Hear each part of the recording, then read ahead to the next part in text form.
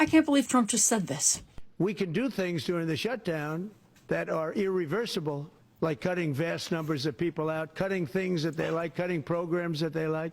But Jess, Trump is right. If Democrats don't sign this spending bill, it's their fault for the government shutdown. Do you know why they're not signing it? Because they don't want to give Trump his way, ever. Nope. Do you have health care? Yeah. How would you feel if your insurance went up 75%? I wouldn't like that. This spending bill would let ACA subsidies expire, which would make premiums jump 75% for millions of Americans. Wait, really? Do you support the education system? Yes. This bill slashes education funding by 15% and eliminates all funding for public broadcasting. Oh, so Democrats not signing the bill is an attempt to help everyday Americans? Exactly. And here's the thing.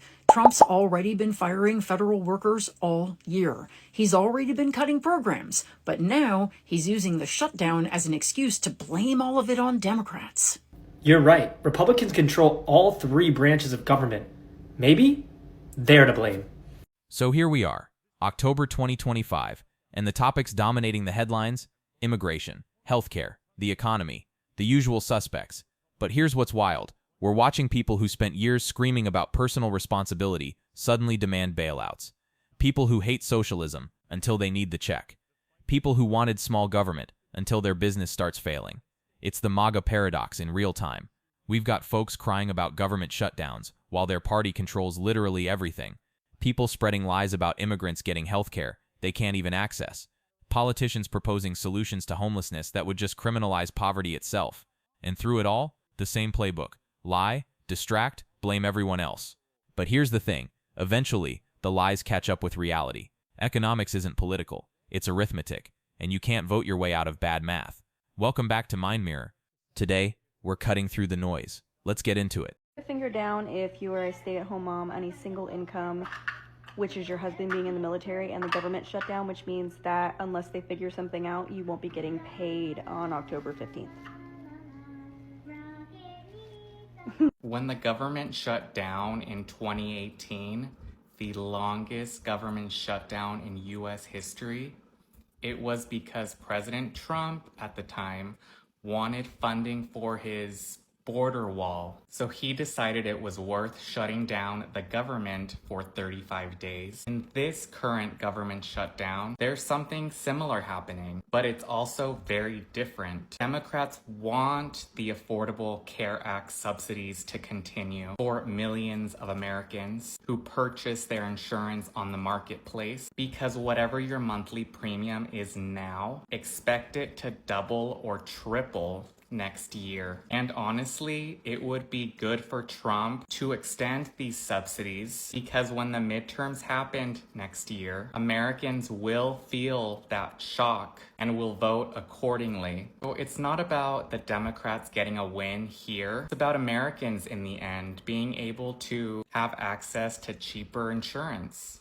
JD Vance just got caught in a very big lie trying to desperately justify the government being shut down. He's trying to make it sound like federal tax dollars are being used to give illegal immigrants free healthcare. Look at this. He replied to this tweet right here saying healthcare is for illegal aliens as the new immigrants are eating the cats and dogs in Springfield. JD Vance replied with this new health insurance option for undocumented immigrants over 65. He's obviously trying to make it sound like illegal immigrants are getting free healthcare in New York because of Medicaid. But as Ed pointed out here, this is not a federal program. All of the funding comes from the state. That means Democrats in Congress have nothing to do with this program, and they couldn't end it even if they wanted to. And of course, the Trump supporters are saying it literally says Medicaid funds are how it gets funded. It's wild to see the Dems pretzel themselves in such an obvious way. But that guy doesn't understand that New York State has its own Medicaid program funded by the state. Grok also pointed this out, saying New York provides limited healthcare coverage to undocumented immigrants using state funds only, as federal Medicaid excludes them for everything except for emergency services. It makes sure to reiterate multiple times for all the MAGA people out there that this is a state-funded program, not federally funded. The truth is, JD Vance and Republicans are lying to us because they need a distraction from the fact that their shutdown is causing damage to American citizens. Alright, so JD Vance got caught lying.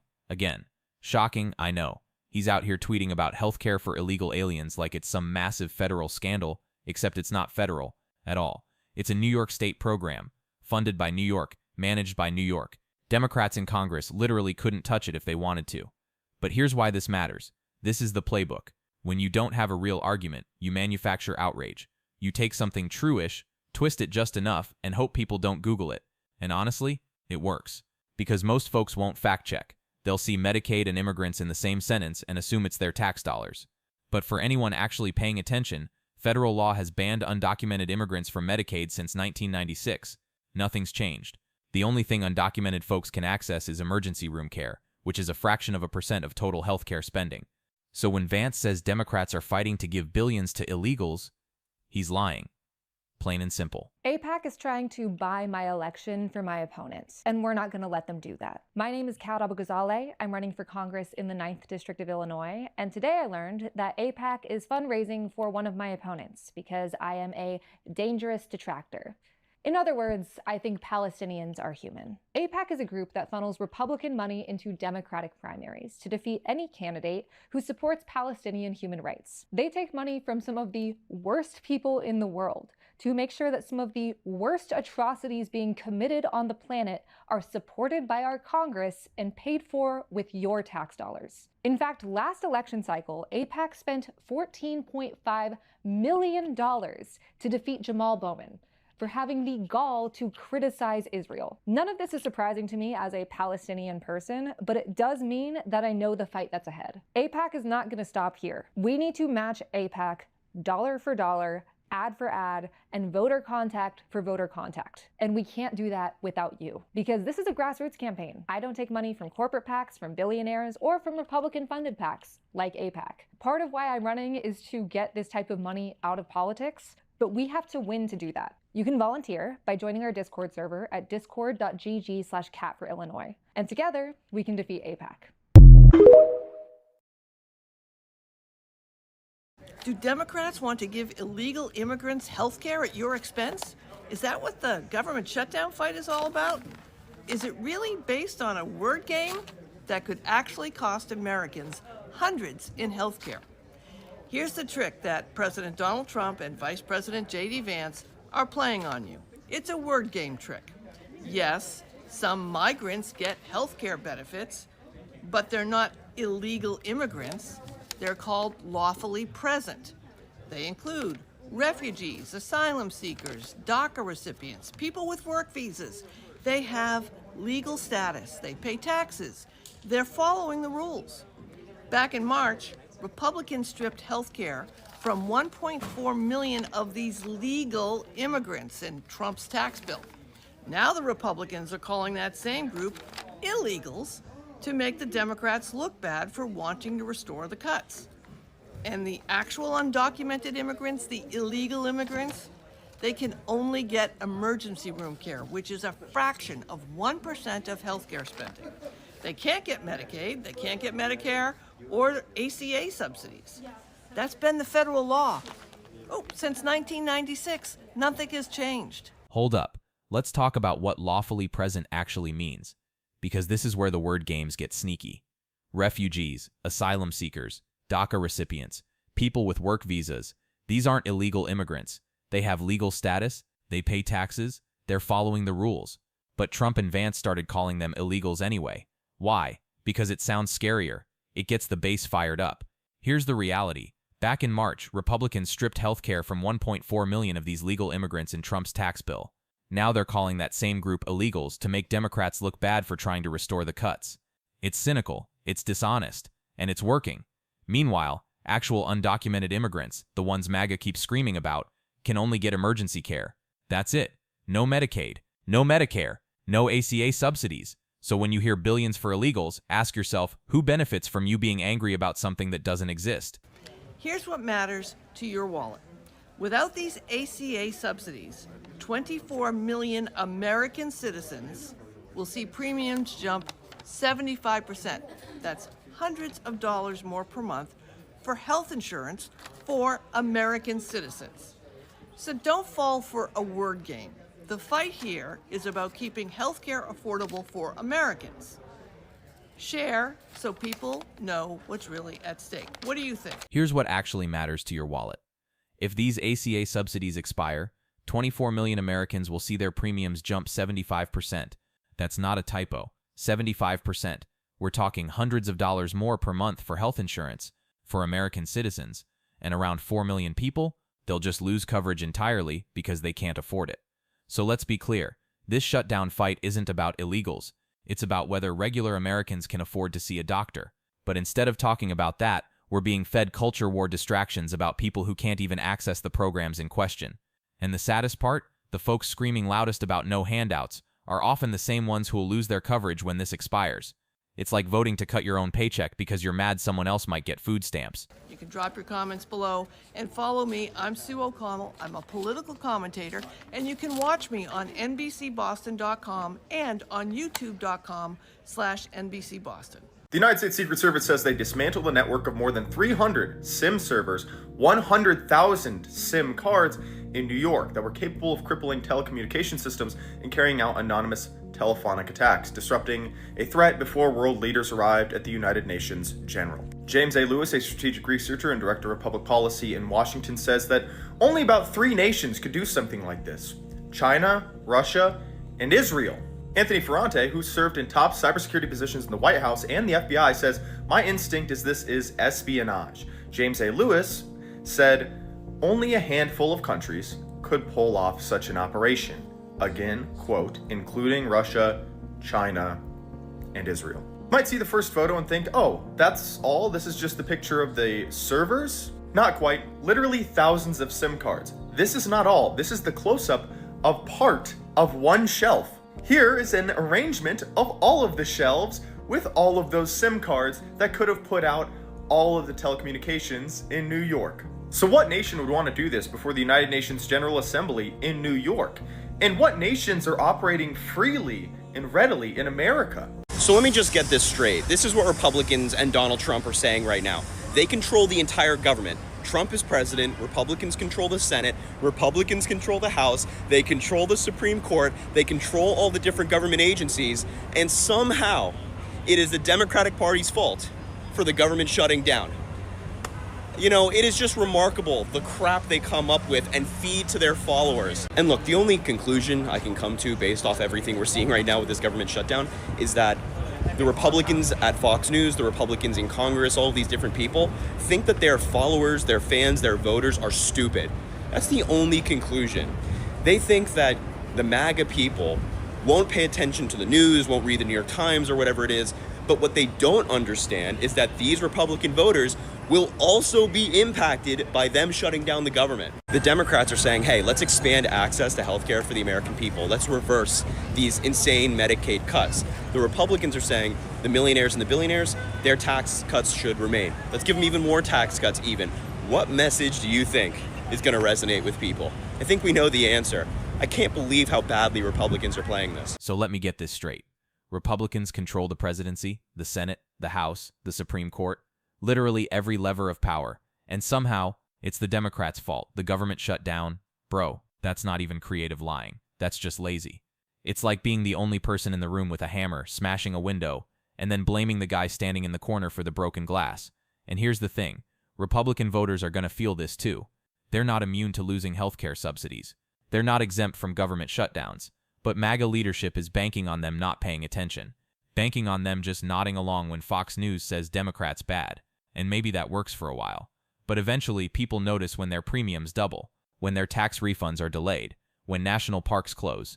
At some point, the propaganda hits the reality wall. What you all don't understand about the Portland thing is that this is huge. Donald Trump is going to use this and make this as an example with the full force of the National Guard. He wants it on TV, he wants it in the newspapers, he wants it all over social media, and he is going to make an example of whether it's Antifa or any other group that has found out that they are attacking ICE agencies, that he is going to make an example of them. This is going to be truly a fuck around and find out moment. Hundreds are going to be arrested. God forbid people are going to lose their lives. I'm telling you, to the moms and dads, find out if your children are involved and tell them to stay away. Know where your kids are at. Know what your children are doing and find out who they are involved with, because this is manipulation in the highest level. Let me tell you something, that I've been doing this a long time, and I've never seen in my life how many kids have been radicalized over this movement. They truly think by attacking ICE agents is the best thing and the best interest that they are doing for America. To the children that are watching this, and if you were involved, You must stop at once. You've been lied to. The leadership is weak. And all they're asking for every single one of you is to do the dirty work for them.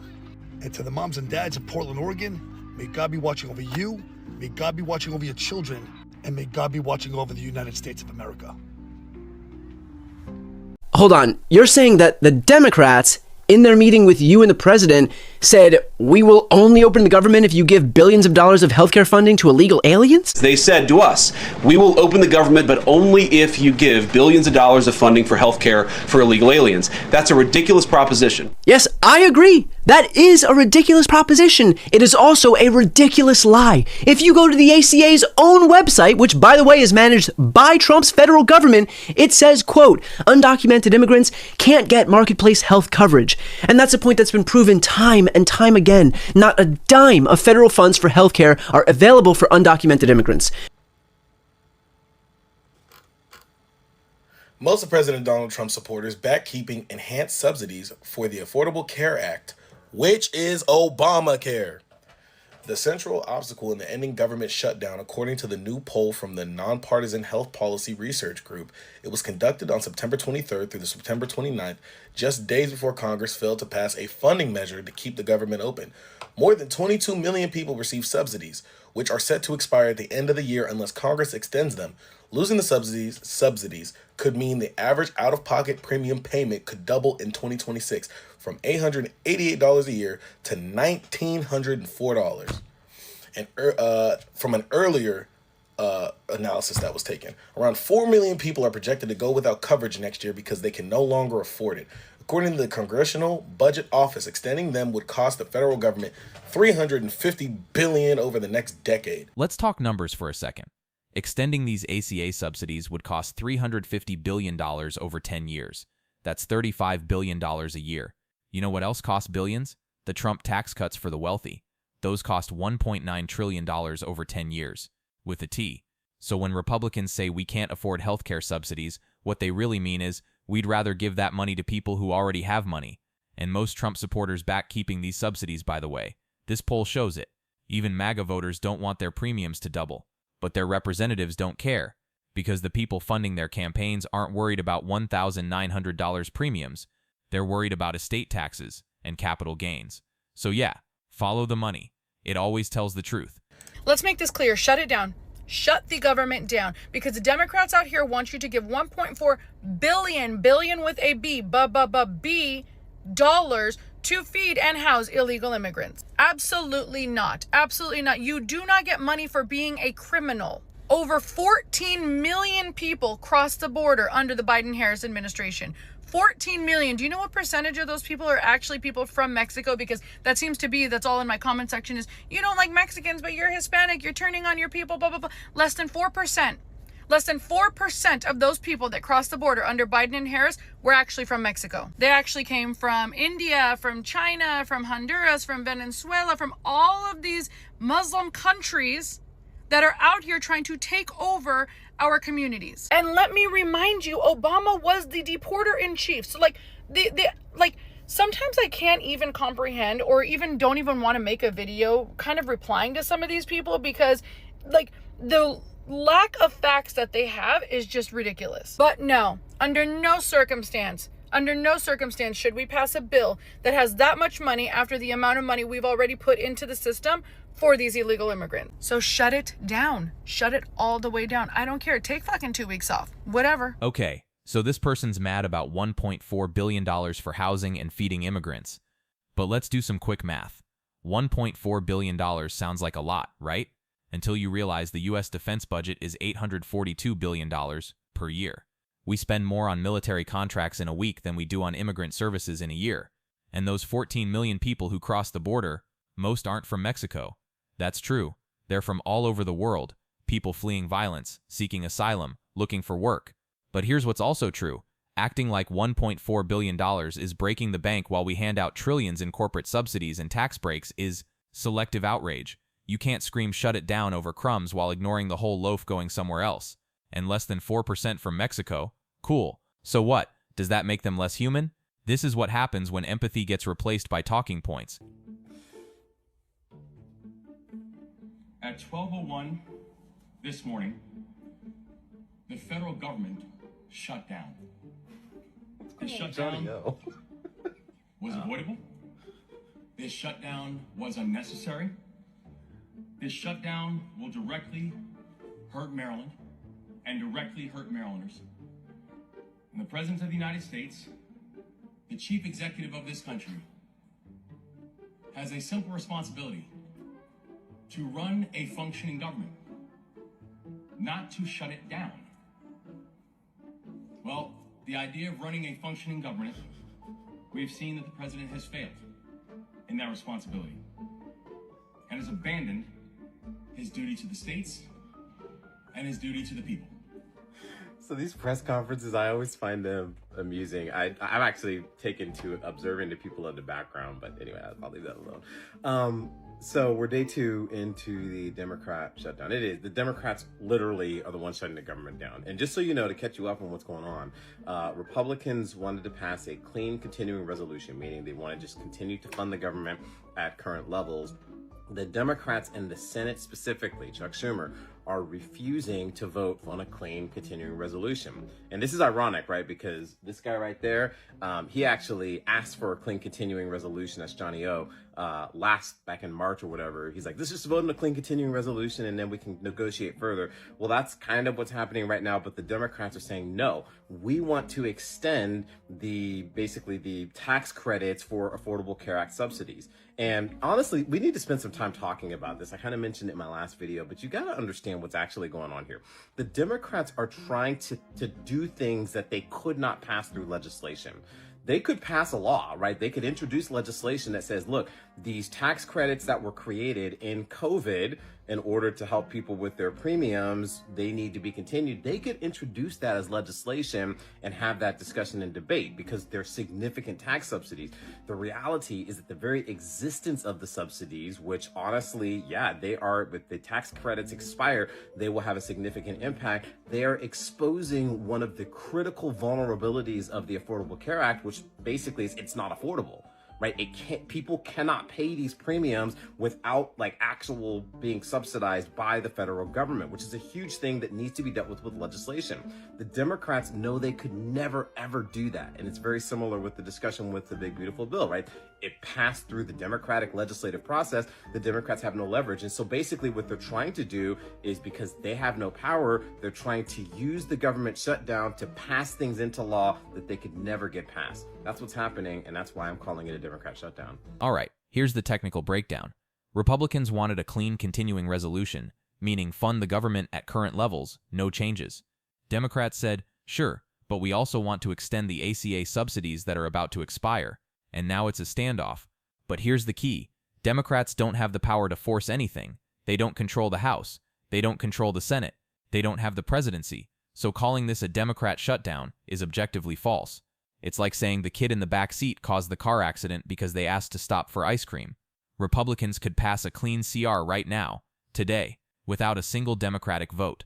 But they won't, because their own party is split. Some want spending cuts. Some want immigration riders. Some just want chaos. And instead of admitting that, they're blaming the minority party. Classic move.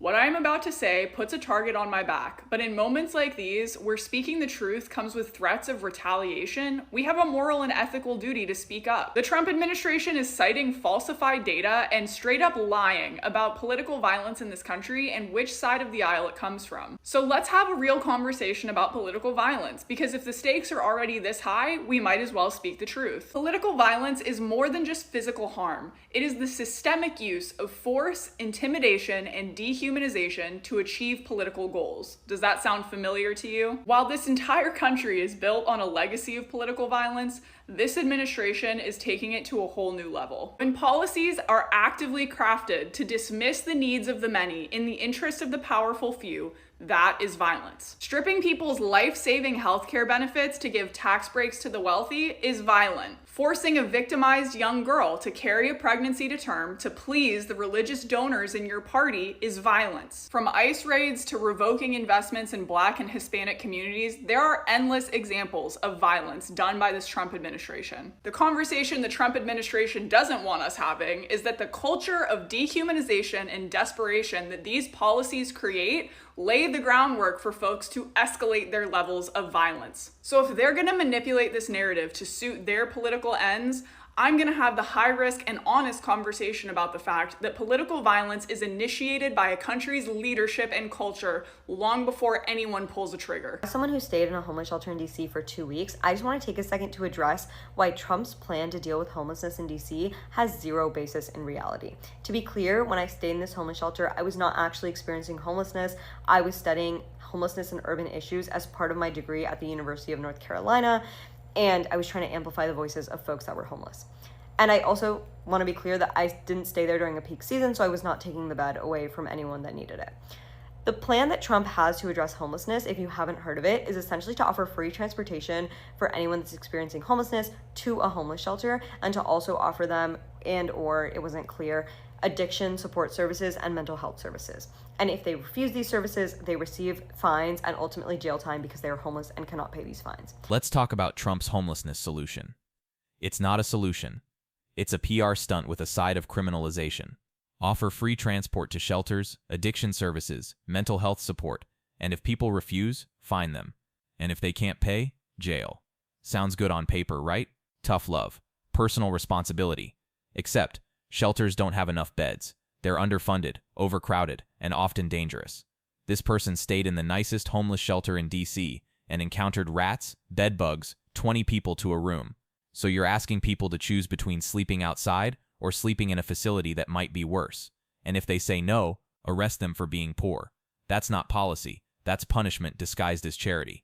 And the people cheering this on, they've never spent a night in a shelter. They have no idea what they're asking people to accept. The reason that this plan does not make any sense when you actually take a step further and really look at it, one, homeless shelters in DC do not have the funding to provide beds for all these folks. If everyone in this plan says yes, everyone that's experiencing homelessness in DC, and they are transported to homeless shelters, we simply do not have the funding to provide beds for all these people. There is literally no way. Two, even if we were to have beds for these folks and we brought them to a homeless shelter, what I don't think people understand, especially the general public in America, is what a homeless shelter is, given the current way that we fund them. Look around. This is what the average American thinks a homeless shelter is. This is a 5-star hotel. A homeless shelter, when I stayed in one, I stayed in the nicest homeless shelter in DC. It had rats. It had bed bugs. I was sleeping 20 people to a room. Mine happened to be separated by gender, so it was all women, but that's 20 small cots that are the size of like half the size of a twin bed, and where you can literally feel the springs from the mattress poking you in your back as you sleep. That's what a homeless shelter is. Just to give you a clear idea, because I don't think people really have an idea of what it is to live, like what it's like to live in a homeless shelter. It is not a 5-star hotel, which is what I think people are literally imagining. 3, when you go to a homeless shelter, you need to have a job in order to be eligible for other benefits. So when you leave that homeless shelter for 8 hours a day to go work at a job, if you're lucky enough to get one without a permanent residence and like maybe without documentation, your stuff is in this homeless shelter. There are not lockers at this homeless shelter. Your stuff, even though it may be minimal, whatever clothes you have, whatever stuff you have, might get stolen. When you come back at the end of the day after working that long shift so that you're eligible for other benefits like SNAP and like housing and urban development to eventually get permanent housing, your bed could be gone. They could just wrap up your stuff and it could be gone. Like they could give it to someone else. So that's a very real possibility. And I think the last and biggest one that people are forgetting is that people are not often coming to these homeless shelters alone. You know what a lot of homeless people have? Kids. And imagine sleeping on a mattress that is half the size of a twin mattress with you and another human being. Now you have your kid because they don't give them a separate bed. So now they're in this bed with you. And when you go off to that job that you probably have, you know where you have to leave your kid? In this homeless shelter. Because you know what we don't have? Universal childcare. And you are now leaving your kid in this room with 19 other people that probably have substance abuse issues and mental health issues. If you live in New York, you've probably experienced like a homeless person chasing you, homeless person yelling in your face. that's just reality because they're experiencing a lot of issues. They're literally living on the street. That's not their fault. But like, imagine leaving your kid in a room with 19 of these people. You would never do it. And if you did, they would probably experience some sort of abuse. And then CPS comes and then you no longer have a kid. So these are like just some very basic issues. There's tons of other reasons, but these are just some very basic reasons why this plan just does not make sense. There is just no way to execute this plan. We do not have the funding to execute this plan effectively. And to send like homeless folks fines makes no sense. It is really just a plot to imprison homeless folks. That's really what this is. Here's the part that really gets me. Homeless families with kids. You're in a shelter. You got a job because you need one to qualify for benefits. But there's no childcare, so you leave your kid in a room with 19 strangers, some with substance abuse issues, some with untreated mental illness. What do you think happens? Best case, your kid's traumatized. Worst case, they're harmed and CPS gets involved. So now you're homeless and you've lost your child. This is what happens when policy is designed by people who've never experienced poverty. They think homelessness is a choice, a moral failing, something you can just bootstrap your way out of. But the reality is, most people are one medical bill, one layoff, one bad month away from losing everything. And when the system's designed to punish instead of support, it doesn't lift people up, it buries them. Okay, so I'm struggling to understand something. As you guys know, I've been critical of Democratic leadership, and I've said you guys should have spent the last 3 months reminding everybody that you don't have any control over government. You don't have the House, you don't have the Senate, you don't have the presidency. Therefore, you bear no responsibility if the government shuts down, period. The Republicans wanted total control. They have total control. So it's not on you guys, Democrats. You could just simply say, if you need our help, we're here, but it's on you. Now, Donald Trump has threatened that if the government shuts down, he's going to sabotage government, he's going to fire everybody, he's going to whatever. And nobody wants that. But why is it that Democrats are not out there, the leaders are not out there saying, okay, if you want to sabotage your government, I mean, that's pretty reckless, but you're the president in a shutdown. If that's really what you want to do, you want to sabotage the U.S. government because you're throwing a fit, because you have all the power, but you can't get your Republicans together? Okay, I mean, we don't want that. This is what the Democrats should be. We don't want it, but that's your choice. Instead, they're running around like chickens with their head cut off, scared that Donald Trump will do this. Like, I get it. We don't want him to do it, but it's his government. It's his responsibility. And if he sabotages it, he's going to look like a complete idiot and terrible. I don't understand it. Anyway, I've been through 100 of these, and all I know is that when the government shuts down, it's all about who takes the blame. And right now, Democratic leadership, who has no power, is actually doing a terrible job of putting the blame where it belongs, which is the president and the Republicans. I don't know.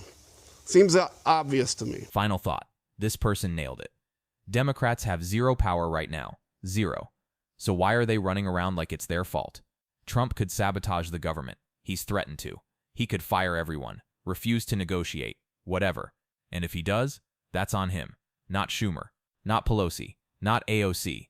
But Democratic leadership keeps acting like they need to save Trump from himself. Newsflash, you can't. And you shouldn't try. The blame game is simple. Republicans wanted control. They got it. Now they own the consequences. And if they crash the car, let them explain it to the voters. Because the American people aren't stupid. They can see who's steering.